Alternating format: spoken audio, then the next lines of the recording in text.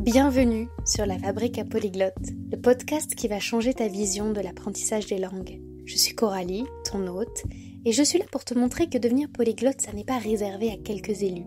Si tu as déjà rêvé de parler plusieurs langues couramment, alors tu es au bon endroit.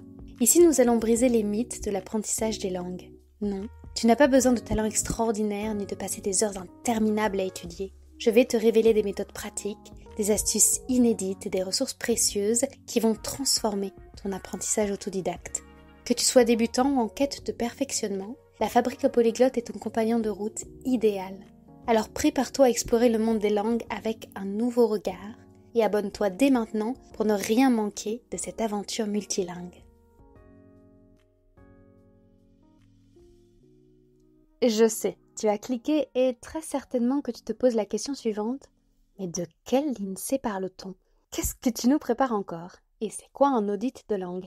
Pas de panique, je vais répondre à chacune de ces questions. Mais d'abord, laisse-moi le plaisir d'une petite digression qui aura l'avantage de t'expliquer pourquoi je me permets de te transmettre en français le contenu d'une vidéo d'audit de langue d'une femme qui produit du contenu en anglais.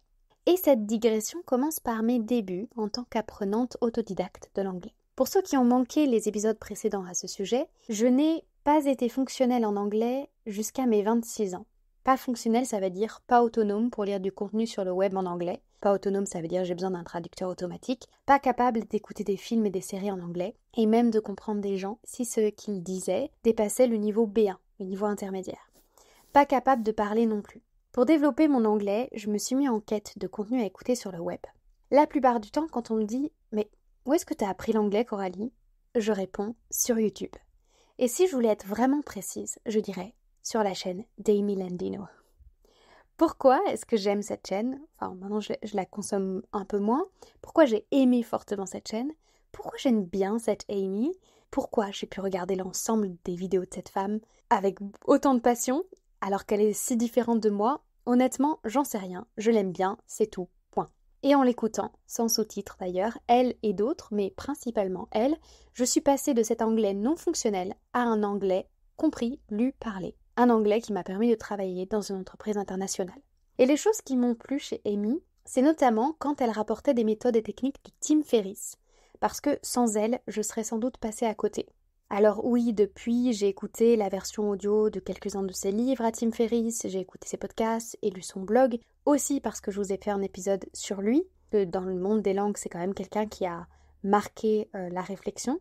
Et d'ailleurs, je vais vous mettre l'épisode de Tim Ferriss en description, mais tout ça, ça m'avait été impulsé par Amy.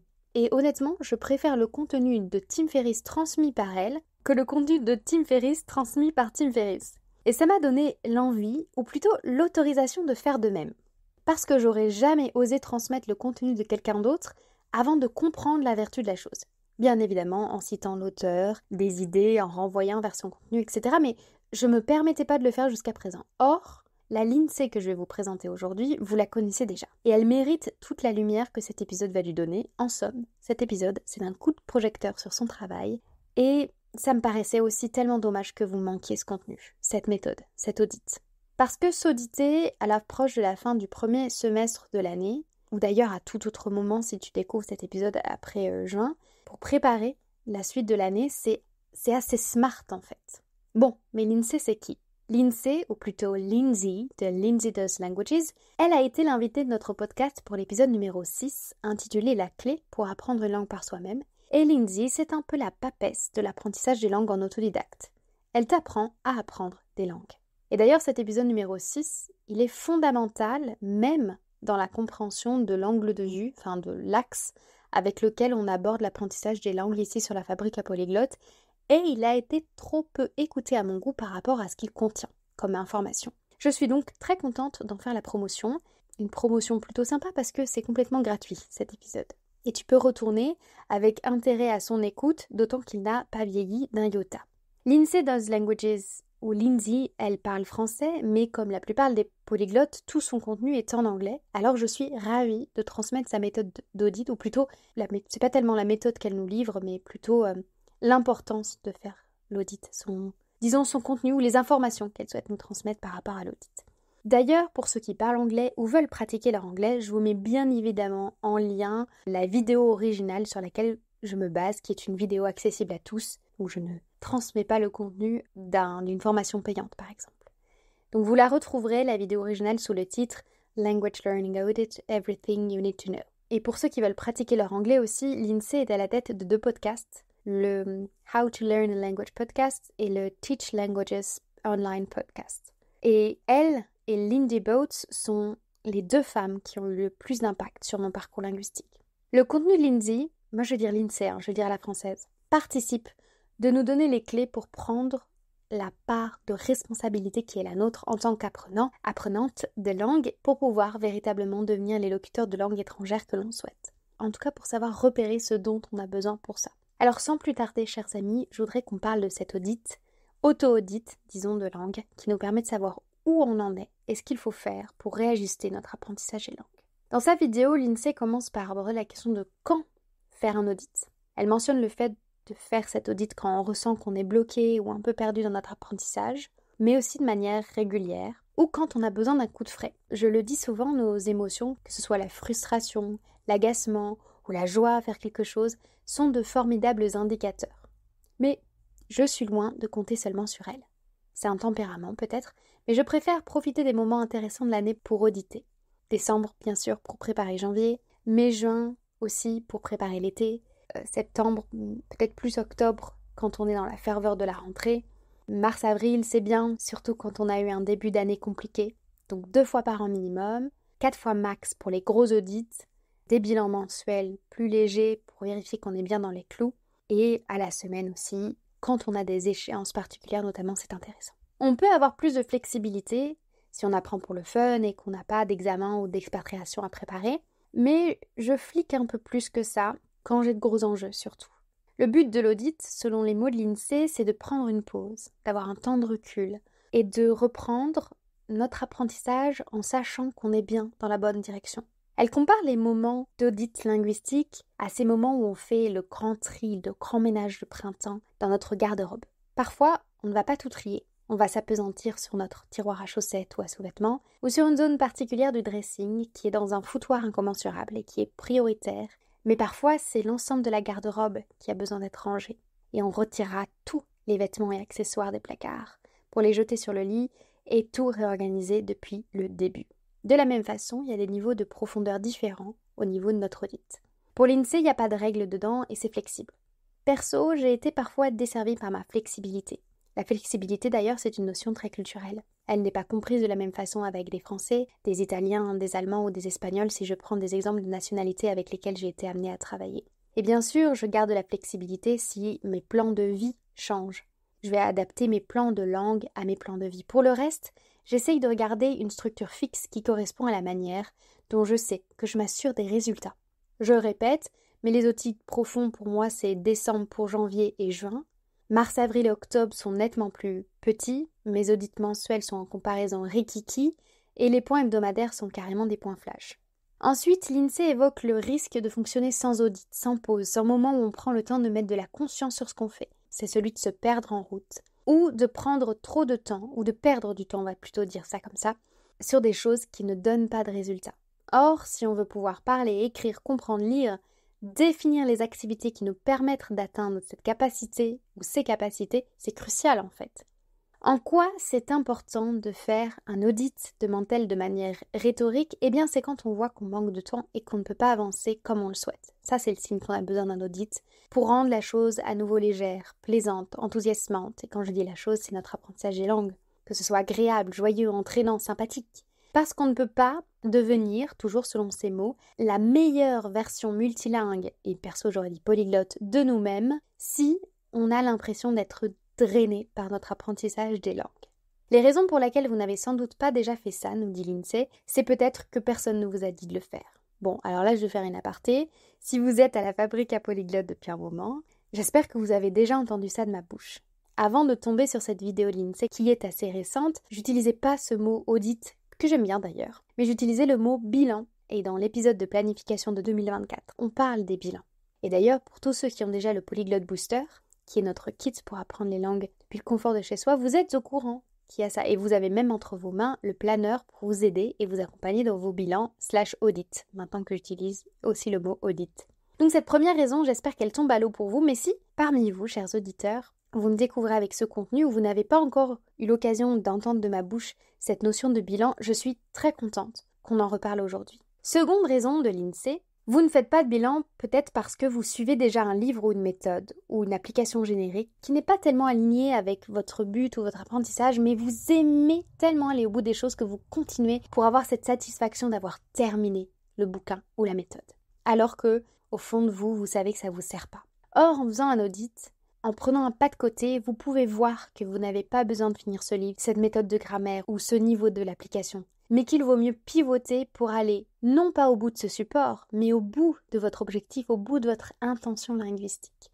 Comment être sûr qu'on a besoin d'un audit de langue, demande-t-elle à nouveau. Lindsay répète que c'est le sentiment d'être stressé, dépassé, frustré qui est l'indicateur premier, le sentiment de ne pas progresser. Elle annonce aussi que l'audit peut être préventif, et c'est clairement plus mon approche. Qu'une logique régulière, notamment mensuelle, comme elle le propose dans ses accompagnements, où elle donne un feedback personnel, permet de s'assurer de la justesse des actions que nous entreprenons. La dernière chose à considérer, c'est comment l'audit va me permettre d'atteindre un niveau courant dans ma langue cible, dans ma langue d'apprentissage, plus rapidement. Pour elle, la réponse est simple. Si on s'assure d'avoir des actions alignées avec nos objectifs, de facto, on les atteint plus vite. Et ça paraît bête comme chou, c'est du bon sens. Je suis on ne peut plus en accord avec cette vision-là. Et pourtant, on peut très très vite tomber dans le piège de tenter plein de choses linguistiquement parlant et de perdre de vue nos objectifs. Un exemple parlant, qui est le mien et qui est assez récent, au moment du boom de ChatGPT, il y a eu l'intégration de l'IA, l'intelligence artificielle, dans plein de programmes linguistiques. Mosalingua était pionnier sur la chose, mais il y a d'autres applications qui sont sorties à ce moment-là aussi. J'ai voulu tout tester plein de choses, et ça me donnait l'impression de travailler mes langues de ouf, mais en fait, c'était pas tellement coordonné, notamment pas coordonné avec mes objectifs, et j'étais dans une logique d'utilisation de support qui m'a en réalité fait perdre des semaines, voire des mois d'apprentissage. Et on peut vite en réalité perdre des années à utiliser des supports pas adaptés à nos buts, et ça c'est ultra dommage.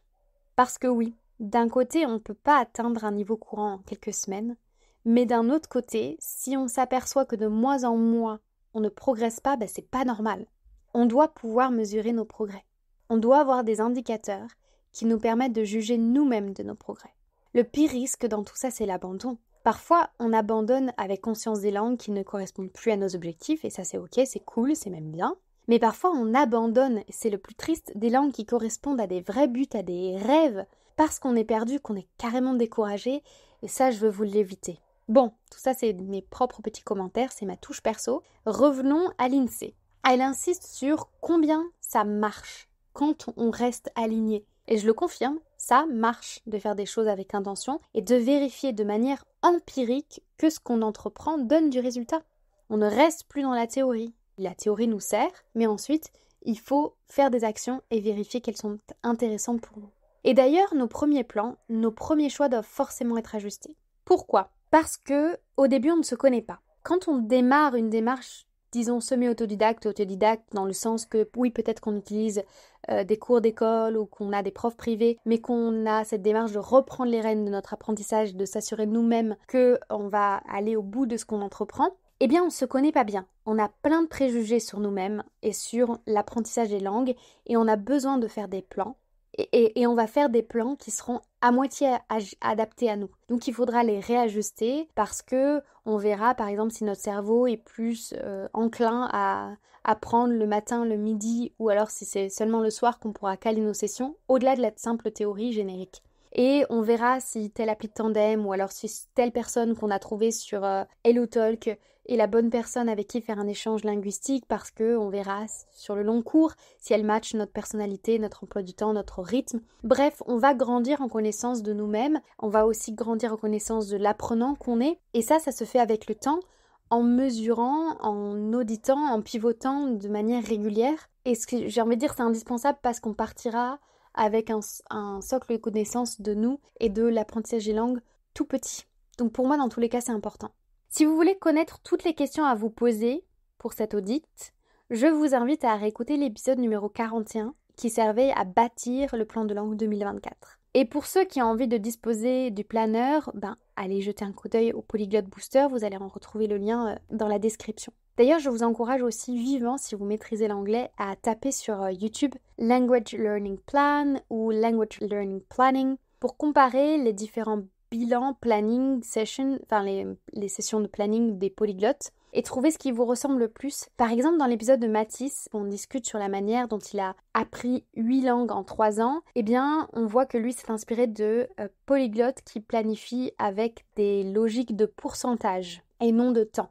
Moi, je planifie des sessions de temps courtes, de 15 à 30 minutes, voire 1 heure, mais pas au-delà. Et je les définis avec un outil qui est ma calculette, qui est aussi dans le Polyglot Booster. Si on fait des bilans, ça amène forcément la notion de planification parce qu'on bilante quelque chose en regardant des indicateurs qui ont été choisis lors d'une session de planification. Ces indicateurs, ça peut être le temps, je vous en parlais, on regarde combien d'heures, je sais pas moi, d'espagnol on a derrière nous par exemple. Je note aussi perso mon énergie à travers la journée pour planifier les sessions au moment opportun. Ça me servait aussi énormément pour gérer et ma planification de sport et ma planification de langue, parce qu'il y a un moment où ça s'entrechoquait, ces deux choses-là. Ensuite, en fonction de nos objectifs, si on veut, je sais pas moi, pouvoir parler de tel ou tel sujet dans telle langue, pouvoir lire tel ou tel type de support, eh bien je conseille toujours d'avoir des supports témoins. Donc par exemple, si j'ai des objectifs de lecture, d'avoir un livre témoin que je vais utiliser pour vérifier que j'avance dans ma capacité à lire et normalement mon livre témoin devrait être de plus en plus facile à lire. Pour bilanter ou auditer, pour vérifier en réalité qu'on est aligné à nos objectifs, ça implique de connaître véritablement nos objectifs. C'est ce qu'on fait dans les sessions de planification. Et souvent, c'est là que ça pêche. En fait, un bilan, ça se fait logiquement après ou avec une session de planification. Et peu de personnes sont aujourd'hui très conscientes de leurs objectifs ou ont fait des objectifs suffisamment clairs pour qu'ils permettent de bilanter en toute intelligence. Et ça, c'est mon expérience de tutrice et de mentor de langue qui parle quand je vous dis que souvent ça pêche. Voilà, c'était un épisode court, un épisode, il faut que je vous dise, un peu différent, qui permettait à la fois de mettre en lumière le travail de l'INSEE, objectif numéro 1, et je vous encourage à aller le regarder plus en profondeur, mais aussi de remettre le focus sur ces notions de planification et de bilan, ou d'audit, si on reprend le mot de l'INSEE, qui sont pour moi plus qu'essentielles. Enfin, plus qu'essentiel, là, je suis en train de faire de l'hyperbole, parce qu'essentiel, ça veut dire déjà ce que ça veut dire, sachant que je vous prépare un épisode bilan pour le 12 juin, qui sera un petit peu à la manière de l'épisode 41, c'est-à-dire qu'il vous faudra un carnet ou du papier et un crayon, parce qu'on fera ça ensemble, on bilantera ensemble. Donc si vous n'avez pas encore traité du sujet de la planification, vous pourrez le faire d'ici là, en écoutant l'épisode 41, qui est une bonne base pour vous. Et en allant aussi comparer avec d'autres personnes sur YouTube, parce qu'à chaque fois, moi, je vous livre des choses qui sont à ma sauce, mais vous pouvez aussi, ou vous allez de toute manière être amené à faire les choses à votre sauce à vous, en vous inspirant de moi, certes, mais d'autres personnes. L'INSEE, par exemple, mais d'autres encore. Voilà, on arrive tout doucement, ou pas tout doucement, on arrive complètement à la fin de cet épisode. Et si tu as déjà des questions par rapport à l'épisode bilan que je prépare pour le 12 juin, n'hésite pas à me les poser dès à présent et je me ferai une joie d'y répondre. Sur ce, je t'embrasse et je te souhaite un bon audit de tes langues étrangères parce qu'encore une fois, c'est hyper important. Merci d'avoir écouté cet épisode de la Fabrique à Polyglotte jusqu'à la fin. J'espère sincèrement qu'il a été enrichissant pour toi. Si c'est le cas, j'ai une faveur à te demander. Pour soutenir notre communauté polyglotte grandissante, pourrais-tu prendre un instant pour attribuer 5 étoiles à ce podcast sur ta plateforme d'écoute et le partager autour de toi? Ton soutien, c'est la clé de la longévité de ce podcast. Je te remercie chaleureusement pour ce geste. Et en attendant notre prochain rendez-vous, je te souhaite d'incroyables conversations en langue étrangère. Mais surtout, reste curieuse, reste curieux.